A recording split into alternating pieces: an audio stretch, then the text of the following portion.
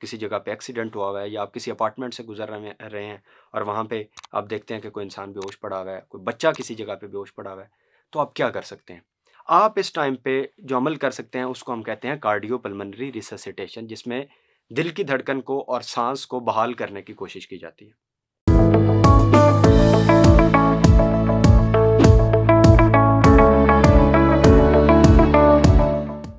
अस्सलाम वालेकुम, मेरा नाम डॉक्टर ज़ीशान है। आज हम बात करेंगे एक ऐसी टेक्नीक की, एक ऐसे अमल की जो एक मरते हुए इंसान की जान को बचा सकता है। Cardiopulmonary resuscitation. Cardiopulmonary resuscitation. अगर आप किसी जगह से गुजर रहे हैं और आप देखते हैं किसी जगह पे एक्सीडेंट हुआ हुआ है या आप किसी अपार्टमेंट से गुजर रहे हैं और वहाँ पे आप देखते हैं कि कोई इंसान बेहोश पड़ा हुआ है, कोई बच्चा किसी जगह पे बेहोश पड़ा हुआ है, तो आप क्या कर सकते हैं? एम्बुलेंस को कॉल की जाती है सबसे पहले। इसके अलावा अब एम्बुलेंस के आने से पहले और वो सारा टाइम वो बहुत क्रिटिकल है, वो बहुत कीमती है उस इंसान के लिए जो इस वक्त बेहोश है। आप इस टाइम पे जो अमल कर सकते हैं उसको हम कहते हैं कार्डियोपल्मोनरी रिससिटेशन, जिसमें दिल की धड़कन को और सांस को बहाल करने की कोशिश की जाती है। आप सबसे पहले क्या कीजिए कि पहले तो वो एरिया आइडेंटिफाई कीजिए जहाँ पे वो मरीज़ गिरा पड़ा है, क्या वो सेफ़ है? अपार्टमेंट में है तो बाज़ औक़ात वहाँ पर कोई गैसेज़ इस तरह की एक्यूमुलेट हुई हुई होती हैं, अगर कोई फायर किसी जगह पे आग लगी हुई है, तो वहाँ पे ज़्यादा देर रुकना मुनासिब नहीं होता। तो सबसे पहले उस मरीज़ को वहाँ से निकाल कर बाहर लाइए और किसी सख्त ज़मीन पर, हमवार ज़मीन पर उसको लिटा दीजिए।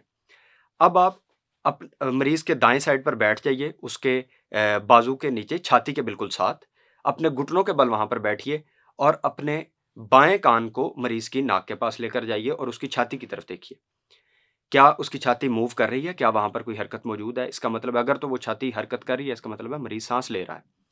दूसरे नंबर पे आप कान से साँस के आने-जाने की जो मूवमेंट है उसको फ़ील कर सकते हैं। और उसके बाद बिल्कुल आपकी जो गर्दन है, इसके सामने आप देखिए कि ये आप इसको फ़ील करने की कोशिश कीजिए, ये आपका विंड पाइप है, साँस की नाली है और इसके साथ अगर आप अपनी 2 उँगलियाँ रखेंगे, तो यहाँ पे आप अपनी गर्दन में पल्स को फ़ील कर सकते हैं। इसी तरह बाईं साइड पे भी आप अपनी पल्स को फ़ील कर सकते हैं।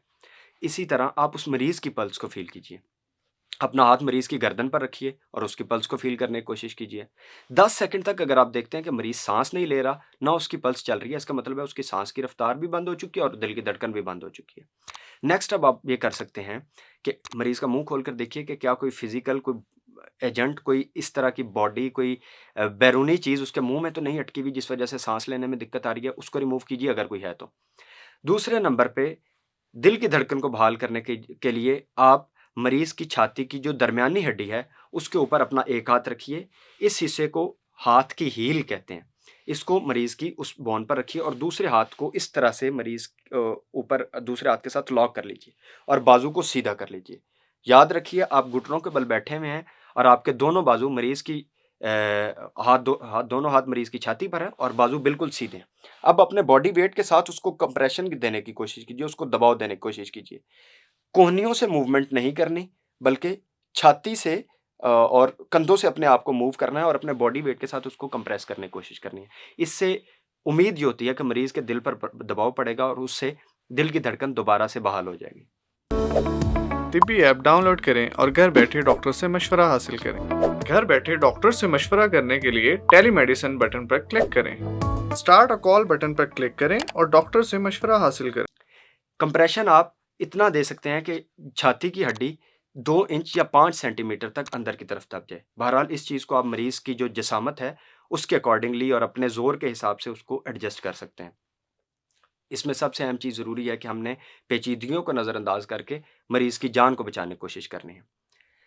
30 दफ़ा कंप्रेशंस देने हैं और रफ़्तार इतनी होनी चाहिए कि आप ये ज़हन में रखें कि मैं 60 सेकंड यानी 1 मिनट में 100 से 120 कंप्रेशंस दे रहा हूँ। तो 30 कंप्रेशंस जब आप दे चुके होंगे, उसके बाद आप मरीज़ के मुँह की तरफ जाइए और उसके साँस को बहाल करने की कोशिश कीजिए। छाती की तरफ देखिए, अपना एक हाथ मरीज़ के माथे पर रखिए और दूसरे से उसकी चिन को, उसकी ठोड़ी को ऊपर की तरफ उठाइए।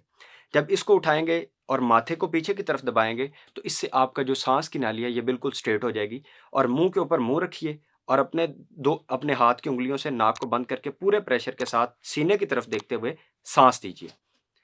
अगर छाती मूव करती है, तो इसका मतलब है बिल्कुल साँस फेफड़ों में जा रहा है। इसी तरह एक दफ़ा दोबारा दीजिए। अगर छाती मूव नहीं करती, तो आपने दोबारा पीछे हटना है, दोबारा से माथे को पीछे करना है, ठोड़ी को ऊपर लिफ्ट करना है और दोबारा से उसको सांस देने की कोशिश करनी है।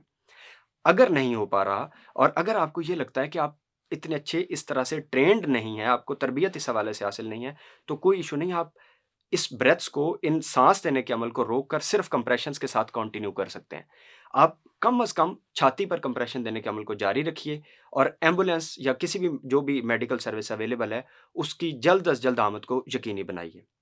ये था हमारा आज का टॉपिक, जो किसी भी इंसान को की जान को बचाने में बहुत कारआमद साबित हो सकता है। किसी भी किस्म की कन्फ्यूजन के लिए, कोई क्वेरीज के लिए, मज़ीद मालूमात के लिए या तिब्बी मामलों में मशवरे के लिए आप तिब्बी के प्लेटफॉर्म से हमारे साथ रब्ता कर सकते हैं। बहुत शुक्रिया।